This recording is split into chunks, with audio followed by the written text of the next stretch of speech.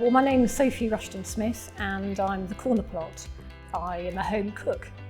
So I've always enjoyed food and cooking, but I have a scientific background, so the cooking side of my life has kind of evolved over time, and I'm spending more time in the kitchen nowadays, hosting pop-ups as well, mainly for charity and things like that, and working with different brands to develop recipes.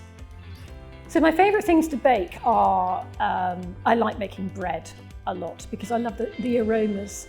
I've been baking sourdough for quite a long time, and the more I bake, the more I realise the science behind it, and it's a joy, but it's not easy. Well, I suppose it can be easy, but sometimes you can end up with more of a cowpat bread, and other times you can end up with a beautiful rise on your dough. So it's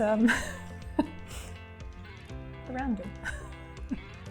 For the recipe booklet, I decided to make some sunflower biscuits. So I used the maize bite flour, it's a beautiful golden colour, and it's got a lovely texture. So it's almost like there's a little bit of polenta in it, which gives biscuits a delicious texture and colour.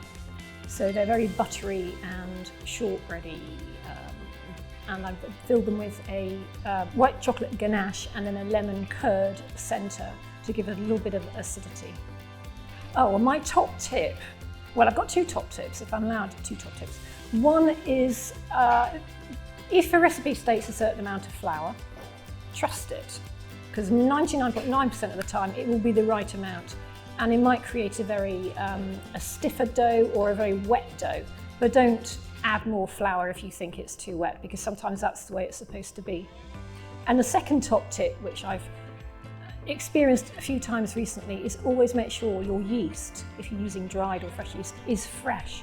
So even if you have a pot of yeast that's well within its use-by date, if it's been sitting on your shelf for a while, it may lead to a very disappointing bake.